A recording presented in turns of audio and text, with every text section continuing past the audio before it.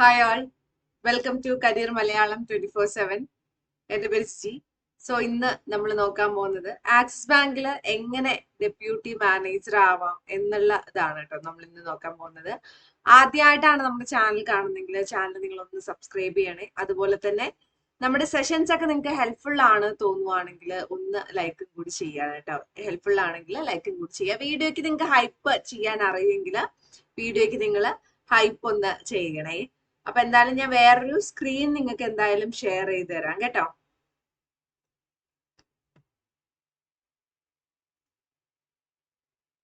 ഇതാണ് സ്ക്രീൻ എന്ന് പറയുന്നത്. അപ്പോൾ നമുക്ക് എങ്ങനെയാണ് ഡെപ്യൂട്ടി മാനേജർ ആവാൻ പറ്റുക എന്നുള്ളതിന്റെ ഫുൾ ഡീറ്റെയിൽസ് നമ്മൾ ഈ ഒരു വീഡിയോയിലൂടെ നിങ്ങൾക്ക് എത്തിച്ചു തരുന്നുണ്ട്. അപ്പോൾ നമുക്കറിയാം പ്രൈവറ്റ് ബാങ്കിൽ ഡെപ്യൂട്ടി മാനേജർ ആവുക എന്ന് പറയുന്നത് അത് ഇപ്പൊ നോർമലി ഒരു ബാങ്കിൽ ഡെപ്യൂട്ടി മാനേജർ ആവുക എന്ന് പറയുമ്പോൾ നമുക്കറിയാം ഒരു IBPS എക്സാം അല്ലെങ്കിൽ SBI IBPS എക്സാം ഒക്കെ കൃത്യമായിട്ട് SBI PO എക്സാം ഒക്കെ എഴുതണം. പക്ഷെ ഇവിടെ ഒരു സ്വകാര്യ ബാങ്കിൽ അത് നമുക്ക് അടുത്തുള്ള നമുക്ക് അറിയുന്ന അത്യാവശ്യം പോപ്പുലർ ആയിട്ടുള്ള ബാങ്കിൽ എങ്ങനെയാണ് ഒരു ഡെപ്യൂട്ടി മാനേജർ ആവാൻ പറ്റുക എന്നുള്ളതാണ് ഡിസ്കഷൻ. അപ്പൊ അതിന് ഒരുപാട് കാര്യങ്ങൾ പറയുന്നുണ്ട്. അതിലെ ഹയറിംഗ് പ്രോസസ് എന്താണെന്നാണ് നമ്മൾ ആദ്യം നോക്കാൻ പോകുന്നത്. ആദ്യം ഒരു ഓൺലൈൻ അപ്ലൈ ചെയ്യലാണ് വേണ്ടത്. ആദ്യം നമ്മൾ ഓൺലൈൻ ആയിട്ട് ഇത് അപ്ലൈ ചെയ്യണം.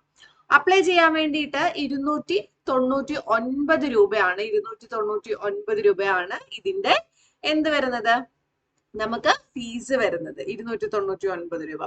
അങ്ങനെ 299 രൂപ ഫീസ് വന്നു. അതുപോലെ തന്നെ അത് കഴിഞ്ഞ് നമുക്ക് എന്തായിരുന്നു, ഒരു ഓൺലൈൻ അസസ്മെന്റ് ടെസ്റ്റ് വരും. Okay, online assessment test. ഇപ്പൊ നമ്മൾ ഏതൊരു കമ്പനിക്ക് പോയി കഴിഞ്ഞാലും ഒരു അത്യാവശ്യം നല്ലൊരു കമ്പനി ആണെങ്കിൽ ഒരു അസസ്മെന്റ് ടെസ്റ്റ് അവിടെ ഉണ്ടാവും. ഇവിടെയും അതേപോലെ എന്തുണ്ട്, ഒരു അസസ്മെന്റ് ടെസ്റ്റ് ഉണ്ട്. അങ്ങനെ അസസ്മെന്റ് ടെസ്റ്റ് ചെയ്യുന്നു. അത് കഴിഞ്ഞ് 2 സ്റ്റേജസ് ഓഫ് ഇന്റർവ്യൂ ആണ് ഇവിടെ വരുന്നത്. അത് നോർമൽ ഒരു ഇപ്പൊ ഇന്നത്തെ കാലത്ത് ഏതൊരു കമ്പനിയിൽ പോയാലും അങ്ങനെ തന്നെയാണ്. 2 സ്റ്റേജസ് ഓഫ് ഇന്റർവ്യൂ ഉണ്ടാവും. ആദ്യത്തെ സ്റ്റേജ് എന്ന് പറയുന്നത് ബേസിക് ലെവലാണ്. അപ്പൊ ഇവിടെ നമ്മൾ നോക്കിക്കഴിഞ്ഞാൽ ആദ്യത്തെ സ്റ്റേജ് കരിയർ 24/7 തന്നെയാണ്. അവരുടെ പാനലാണ് ഇന്റർവ്യൂ നടത്തുന്നത്. അത് കഴിഞ്ഞിട്ടാണ് എന്ത് വരുന്നത്, നമ്മുടെ ആക്സിസ് ബാങ്കിന്റെ ഇന്റർവ്യൂ വരുന്നത്.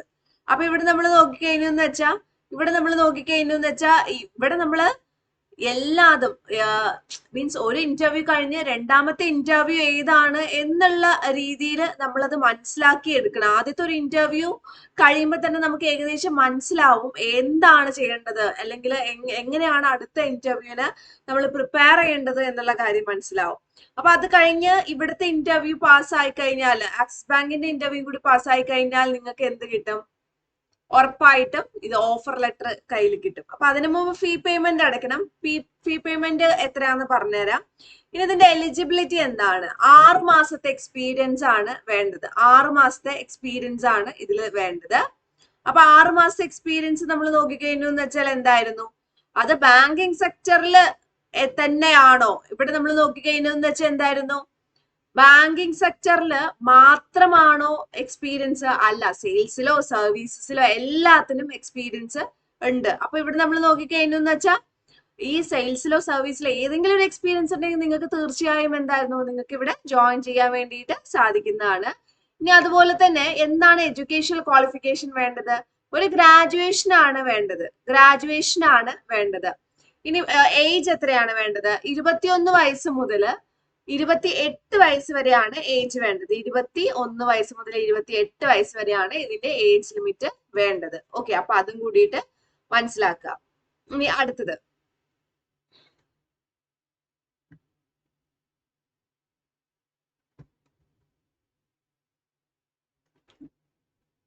അപ്പൊ നമ്മൾ ഇനി പ്രോഗ്രാം സ്ട്രക്ചർ എന്താണ് നമുക്ക് നോക്കാം. ഓക്കെ, പ്രോഗ്രാം സ്ട്രക്ചർ എന്താന്ന് നോക്കാം.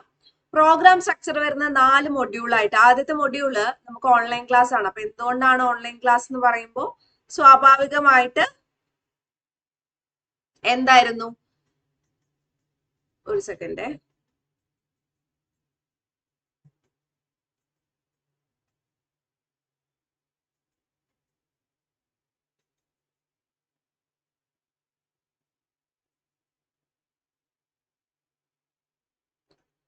അപ്പൊ ആദ്യം നമ്മൾ നോക്കിക്കഴിഞ്ഞാൽ ഓൺലൈൻ മോഡാണ് വരുന്നത്. അത് കഴിഞ്ഞിട്ടാണ് ഓൺലൈൻ മോഡ് എന്ന് പറഞ്ഞാൽ നിങ്ങൾ ഓൾറെഡി ഒരു ജോലി ഉണ്ടാവും. അപ്പൊ അത് റിസൈൻ ചെയ്തിട്ട് ഇരിക്കണമല്ലോ. അപ്പൊ അതുകൊണ്ടാണ് ഇവിടെ എന്തായിരുന്നു ഓൺലൈൻ മോഡ് വരുന്നത്. അപ്പൊ ഇവിടെ നമ്മൾ നോക്കിക്കഴിഞ്ഞാൽ ഓൺലൈൻ മോഡ് കഴിഞ്ഞാൽ നിങ്ങൾ എവിടെ പോകേണ്ടി വരും? ചെന്നൈയിലെ ക്യാമ്പസിൽ പോകേണ്ടി വരും.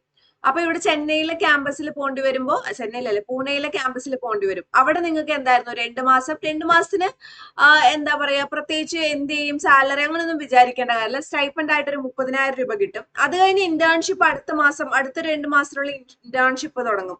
ഇന്റേൺഷിപ്പ് തുടങ്ങി കഴിഞ്ഞു എന്ന് വെച്ചാൽ എന്തായിരുന്നു? ഇന്റേൺഷിപ്പില് അവിടെ നിങ്ങൾക്ക് 40,000 രൂപ സാലറി സ്റ്റാർട്ട് ചെയ്തിട്ടുണ്ട്. അതാണ് ഇന്റേൺഷിപ്പിന്റെ പ്രത്യേകത. അത് കഴിഞ്ഞ് പിന്നെ ആക്സിസ് ബാങ്കിൽ തന്നെ ട്രെയിനിങ്. അപ്പൊ ഇതിന്റെ ഇനി പാക്കേജ് നമ്മൾ നോക്കിക്കഴിഞ്ഞു എന്ന് വെച്ചാൽ, അല്ലെങ്കിൽ ഇതിന്റെ ഫീസ് സ്ട്രക്ചർ നോക്കിക്കഴിഞ്ഞു എന്ന് വെച്ചാൽ, ആദ്യം 25,000 രൂപ, ബാക്കി എല്ലാം എന്തായിരുന്നു? EMI ആയിട്ട് അടയ്ക്കാം. അത് ജോലി കിട്ടിയിട്ട് 6 മാസത്തിന് ശേഷം നിങ്ങൾ എന്ത് ചെയ്താൽ മതി? EMI ആയിട്ട് അടച്ചാൽ മതി.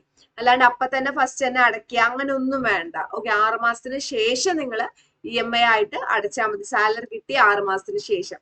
അപ്പൊ നിങ്ങൾക്ക് നിങ്ങളുടെ കയ്യിൽ നിന്ന് പൈസ എടുത്ത് പഠിക്കേണ്ടി വരില്ല. നിങ്ങളുടെ സാലറിന്റെ ഒരു ഭാഗം എടുത്തിട്ടാണ് നിങ്ങൾ ഈ ഒരു കോഴ്സ് കംപ്ലീറ്റ് ആയിട്ട് ജോലിക്ക് ചേരുന്നത്. ഓക്കെ, അപ്പൊ ഇത്രയാണ് പറയുന്നത്. നിങ്ങൾക്ക് ഇതിൽ ജോയിൻ ചെയ്യണമെങ്കിൽ താഴെ നമ്മൾ ഡിസ്ക്രിപ്ഷനിലും കമന്റ് ബോക്സിലും ഒരു ലിങ്ക് കൊടുത്തിട്ടുണ്ട്. ആ ലിങ്കിൽ ഒന്ന് ക്ലിക്ക് ചെയ്താൽ മതി. എന്ത് ഡൗട്ട് ഉണ്ടെങ്കിലും ആ ലിങ്കിൽ ക്ലിക്ക് ചെയ്താൽ മതി.